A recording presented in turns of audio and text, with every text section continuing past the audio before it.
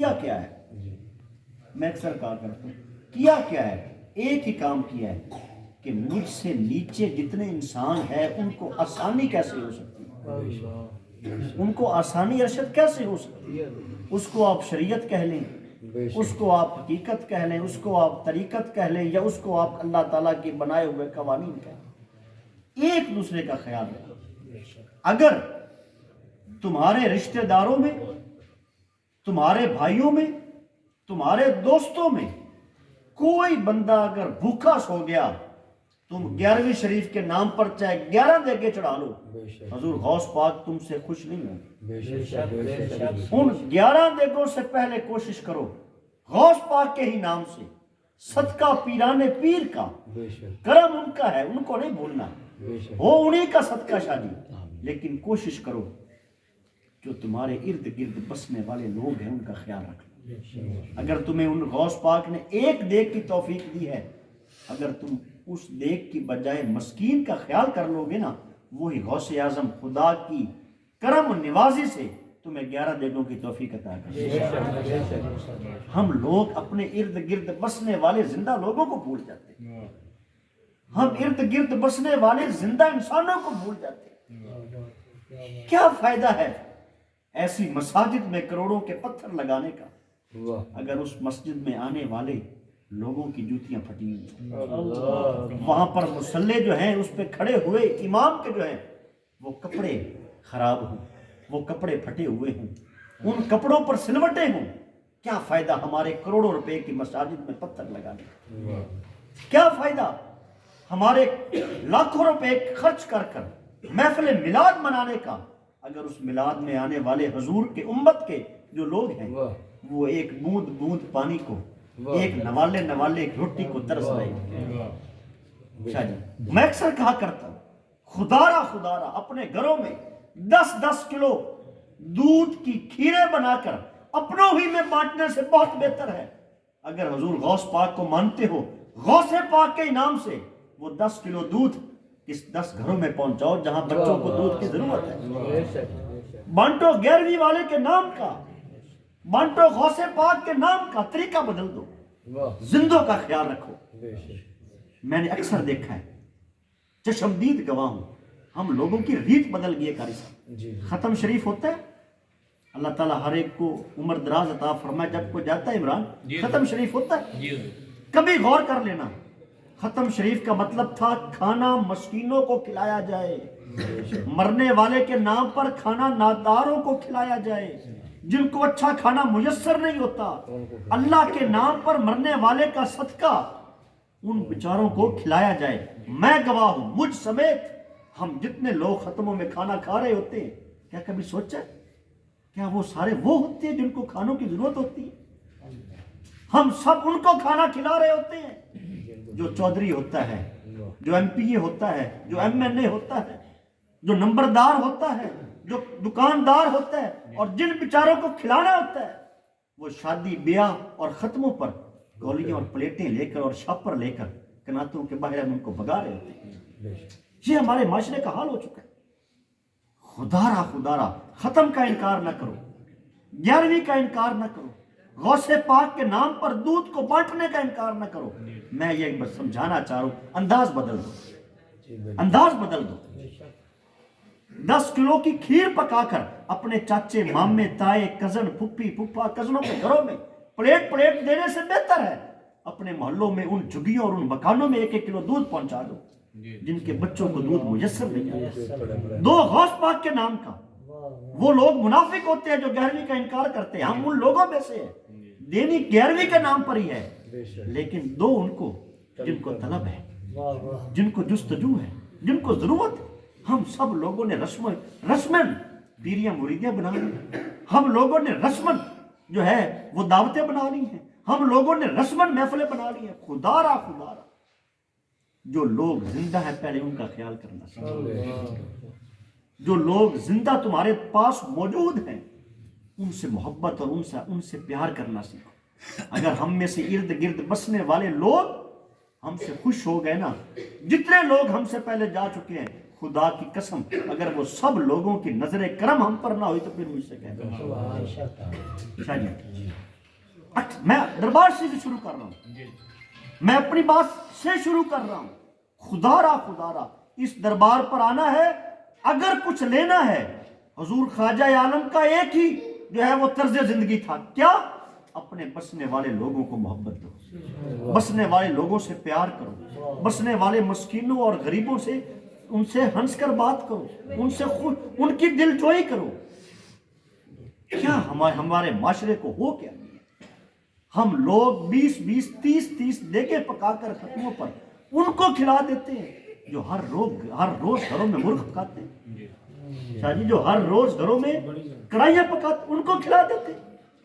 کبھی تو دیکھنا ان صفوں میں ہمارے سمیت ہمارا معاشرہ, ہم سب اس کے حصے دار ہیں.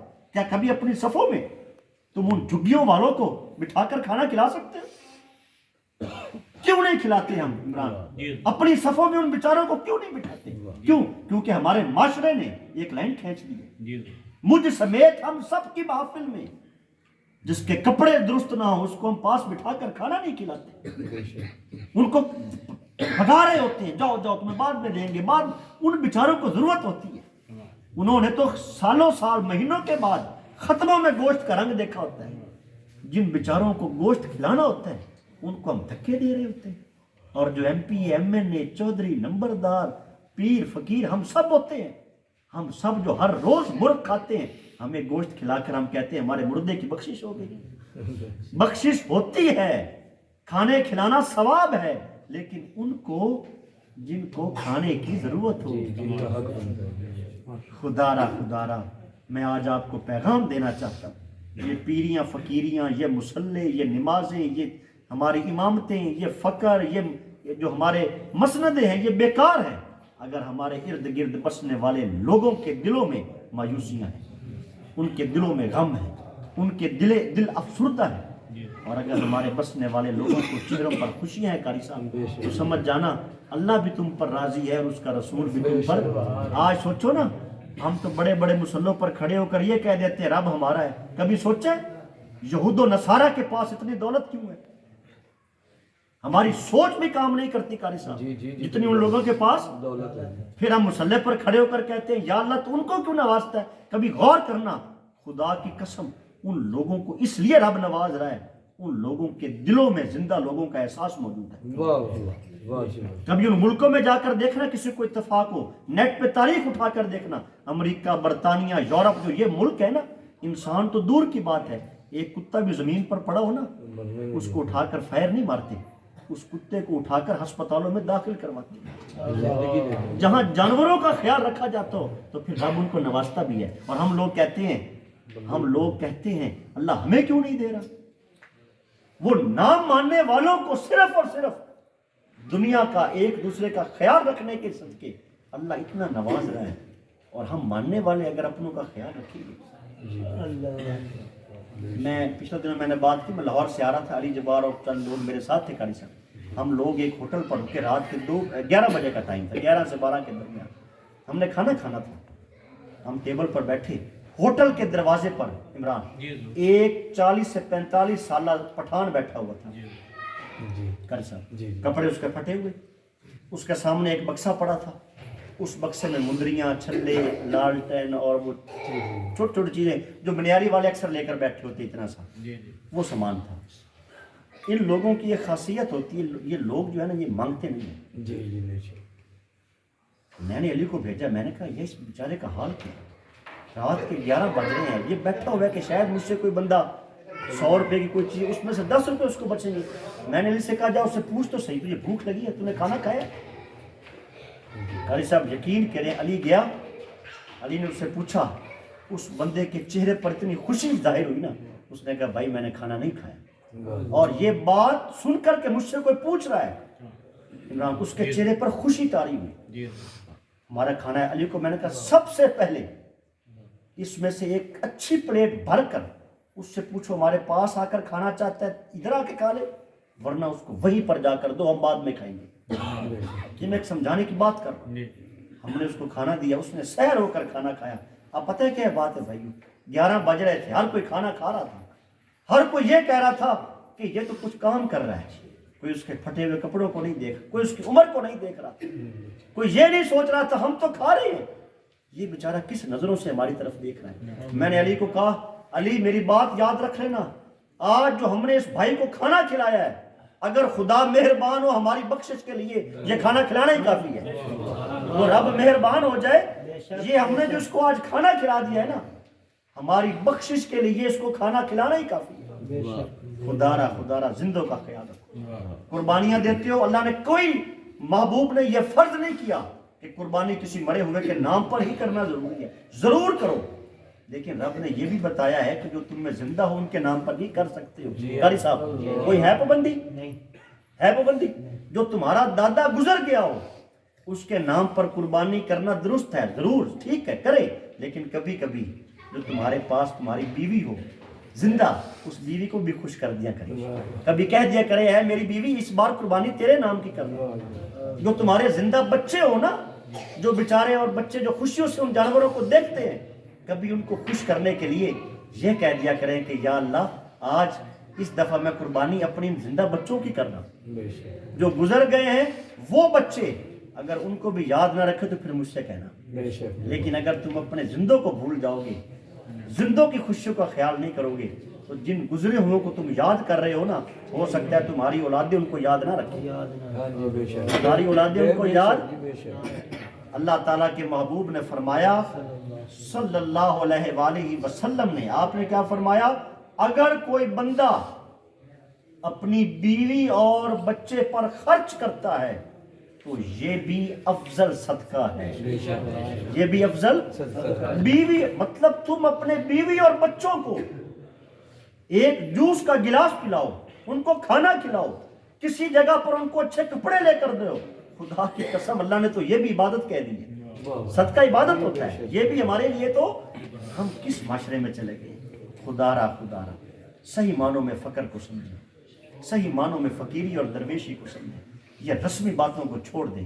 اب وہ دور آ گیا ہے جہاں ہمیں چاہیے کہ ہم انسانوں میں انسانیت کو پیدا کریں، انسانوں میں انسانیت کو بیدار کریں۔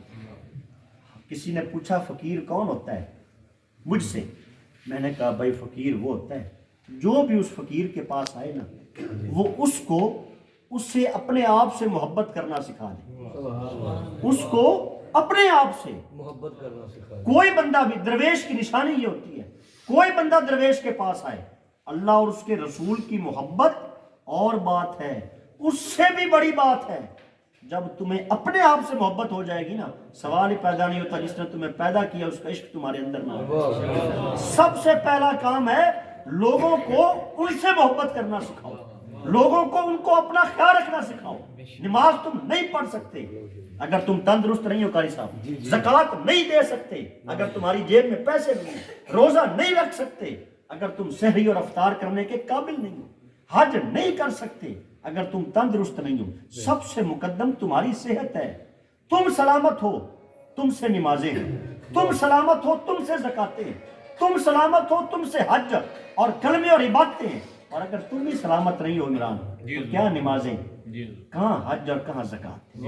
خود کا خیال رکھو، خود سے محبت کرو، خود سے پیار کرو۔